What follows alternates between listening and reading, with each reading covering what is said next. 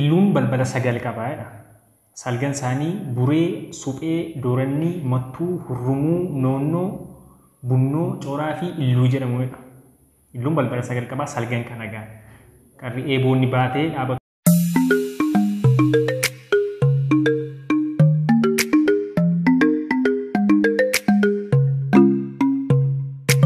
Hordoftoota kiyyaa bakka jirtanitti nageenya kenna sanaa qaqqabu jecha har'a reakshinii waliin hojjenna. Sirba amma dhiyeenya kana gadhiifamee jira. Saya tokkoon isa lamaan dura gadhiifame sirbi kun sirba ajaa'ibaati, sirba baay'ee gamaa turedha. Saglii jedhama. Sirba Leencoo Gammachuuti. Leencoo Gammachuu baay'een keessan beektu. Kanaan dura sirba Mukkuxaayatiin beektu. Mukkuxaayatiin dura sirba Aawdoo hedduu ni qaba. Kanneen akka Dibaabee, Abbaa Bokkuullee ni qaba. Mukkuxaayaadhaan immoo hedduu kan ittiin beekamedha kiliippii isaatiin. Hoppi tartaamintii irra jiranillee. Kanaaf sirba immoo sirba Viijin tartaamintii irratti sirba bareedaa nu gadhiisee jira. Isa waliin reaaktii goonaa haga dhumaatti nu faana tura. Waliin daawwanna muuziqaa kana. Leencoo Gammachuu. Bosonni kun hedduu namatti tolu. Bosonni kun sirbi kun sirba Illuu Abbaa Booraati. Sirba Wallaggaa wajjin waluma fakkaata. Bosonni kun bosonuma Illuu Abbaa Booraa natti fakkaata. Hedduu namatti tola. Illuu Abbaa Booraa bosonaan baay'ee beekama. Iddoon kun hedduu namatti tola. Walumaa ilaalan garumaatti.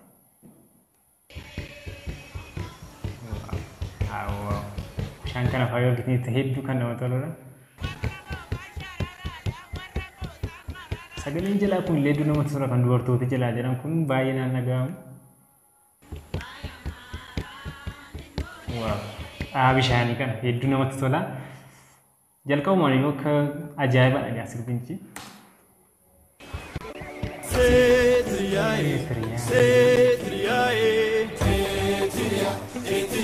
Saglii jechuun asuma irratti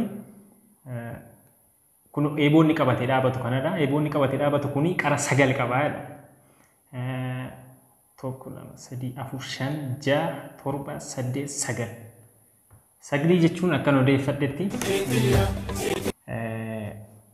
durba kara jedhamee waamama. Sagliin kun qara sagal qaba. Kanaaf sagal jedhame saglii jedhame bakara jedhamee waamama duri. Akka odeeffadhetti kuno inni harkatti baatu kun eeboo qara sagaliitii bakara jedhama. Illuu Abbaa Booritti lixa Wallaggaa iddoo tokko tokkotti ni beekamaadha. Bara Xaaliyaaniin kaaba Itoophiyaa kana weerartee Oromoon Maccaa fi Tuulamaa farda isaan deeme itti duulee Oromoon Maccaa eeboonni qabatee ittiin duule eeboo meeshaa waraanaa kanadha. Bakara jedhama. Eeboo mataa sagaliiti. Kanaaf saglan kan jedhanis ni jiru. Meeshaan waraanaa kun seenaa gadaa salgan illuu ibsuuf kan hojjetame. Bara sana abbaa gadaa Caalii Shanoo Abbaa Boor kan jedhamutu wara salgan kana tokko akka isaan ta'aniif godhee jedhamee himamaa jedha. Kana sooshaal miidiyaa irraatti kan hin dubbisedha. Olee Guutamaadha kan barreesse. Illuun balbala sagal qabaadha. Salgan isaanii buree, suphee, doorannii, mattuu, hurrumuu, noonnoo, bunnoo, cooraa fi illuu jedhamudha. Illuun balbala sagal qabaa salgan kana gaa. Qarri eeboonni baatee dhaabatu kun kan ibsu jechuudha. Akkuma duraan Mukkuxaayaa irratti uleen ni baatu suni Mukkuxaayaa jedhama. Uleen ni baatee sirbaa ture sun Mukkuxaayaa irratti. Kanaafidha kan salgan jedhame jechuudha. Kanaafidha gaa Leencoon seenaa kana soqee amma fakkeenyaaf seenaa kana beekuun ture numtu nama baay'ee karaa sirba kanaan seenaa kana hin baradeen abdadha.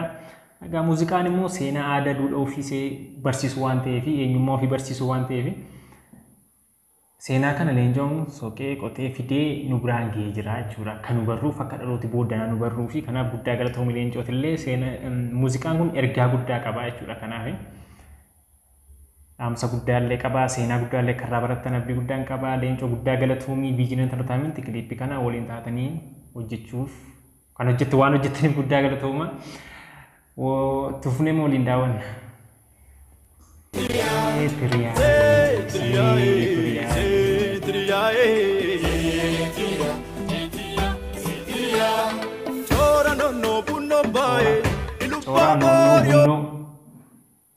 Warra salganii keessaati kan inni maqaa dhahee jechaa jiru. Warra nama sinii dubbisee jechuudha.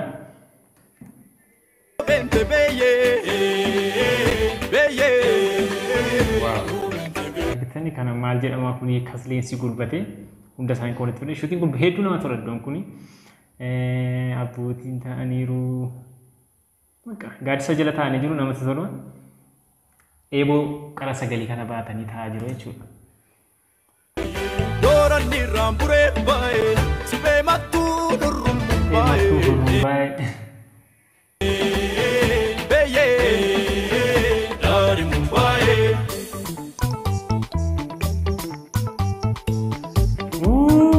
Hedduu namatti tolas illee yoo ilaaltinte uffannaan isaanii iddoon naannoo bishaan kun bosonni naannee jiru kun hedduu kan namatti toludha.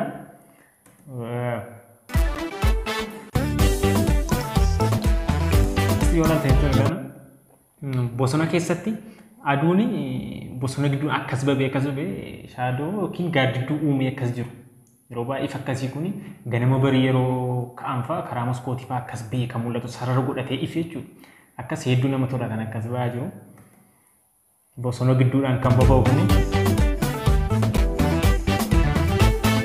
Iddinaan iddi malee yakorma koo maal makaana tantaarii sirbinaan sirbii malee yaadama koo maal makaana kaabari duraalee saayyan booraa yakorma koo gootichoo barii duulee aninnan jooruu fuusuma. Uffannaan isaa kunillee hedduu namatti tola. Eeboo isaa kana bakara jedhu gaadhu. Eeboo isaa ilganii kana qabatee deemaa jiru. Ayyaantutti milkiin tolee Ilubbaaboor fardi booraa ajjeesaan faachuma koora. Ilubbaaboor fardi kooraa ajjeesaan warra sinii deebisaa. Booraa ajjeesaan faachuma koora. Ilubbaaboor fardi booraa ajjeesaan faachuma koora malee yaabanii yaakiilolee sirbi malee.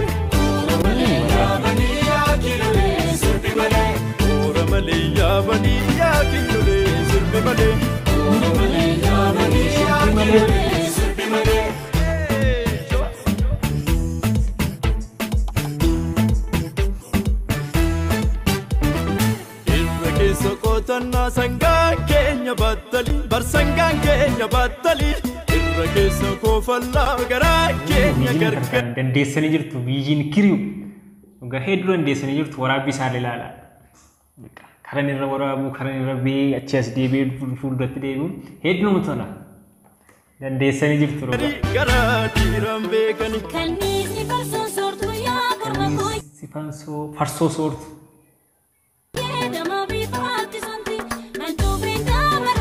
Hedduu namatti tola. Intala kanallee hin beeku kanaan dura muuziqaa irratti hin beeku reefa naaf haaraadha seeni.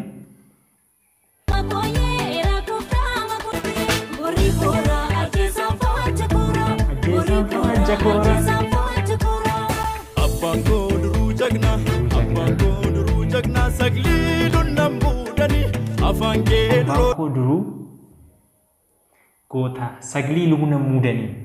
Akkasumas namni saglii muudamu goota jechuudha. Nama jagna ta'e nama waan sodaanne nama kanatu saglii muudamaa jechuudha. Lugna hin muudan jechuudha saglii. Kanumaanu seenaa sirba jaala namatti fakkaachuu danda'a yeroo keessi kan seenaa bartu jechuudha. Sirba amma muuziqaa kanaan qabattee waan baay'ee illuu keessa deemtee illuun balbala sagal qabaa eeboon sun salgan jedhama qara sagal qabaa kanaaf moggaa durba kara jedhama bara xaaliyaanii kanaan lolaa turanii tokkummaa isaanii uumuudhaaf kan salgan jedhame yaadintu kana muuziqaa kanarraa erkanuu baruun iyyuu waan guddaadha. Waan akkasii kitaaba seenaa dubbisuu namoonni baay'ee leencoollee akkasumatti fakkaata seenaa dubbiseetu bare. Kanaaf nummootu kitaaba seenaan dubbisine keessa yeroo muuziqaa irraa waan kana barru yoo music cameras keessatti qabatamee ta'a jechuudha. Seenaa hedduu kan nu barsiisaa jirudha. Munkuxaa irratti illee seenaa hedduu nu barsiiseera leencoon. Munkuxaan suulee waloon isaa hedduu namatti tola baay'ee akkam ajaa'iba kan turedha. Guddaa galatoomuu leencoo waan jennu qabnu. Damma afaan kee duroo damma maasoo giddachuu abbaan koo duruu jagna saglii lunnaan muudanii afaan kee duroo damma maasoo giddachuu baniyee. Kee duroo damma maasoo giddachuu baniyee. Waraabbii ilaala.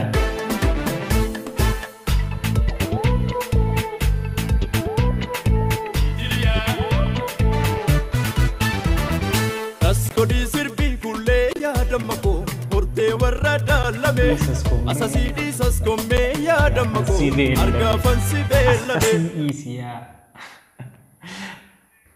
Ibnullee waanun arguu yaa korma koo miilaa kichuun muuranii waan baanee fergataanee yaa korma koo gameessan takaalanii sabeeffattu kuula shiisonee mudhiin sabbata sonee mudhiin sabbata yoo sirbitu sirba shiiyonnee maana dhiittata onnee maana dhiittata.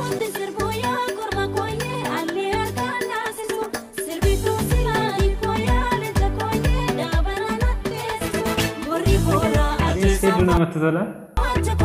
Ajjeesaan faanja koora. Argitan iddoo kanatti hedduu namatti tola. Haala dudduuba jiru. Bosona keessatti gaadha keessi bareechanii kan nu biraan ga'anii. Ulfaadhaa. Beekoonee filattuudha waan baaneef silataanii waan baaneef silataanii waan sichii falachuudha. Kan sichii falachuudha.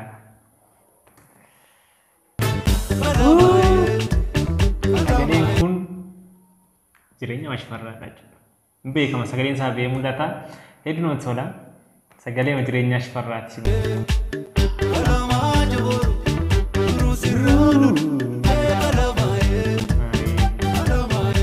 Waa jireenya. Yeroo sitti maal taatu ofii isaatii galeera ta'e. Akka gootti natti fakkaata moorituu nama fiicharingii keessin galee yeroo jedhaa qabu. Leencoon jechaan jiru waan ta'eef jireenyaan itti galee iddoo kanatti gadee jedhee kana caalaa waan bareedu natti fakkaata. Waan gootaniif isintu beeka.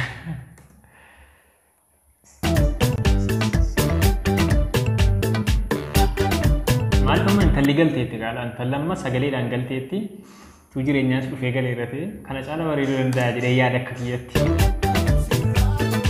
Aboo.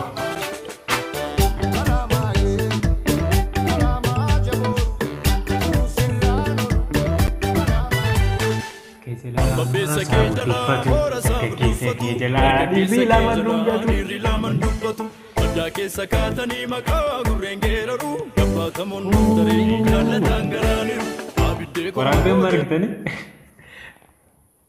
aboo viijin kiriw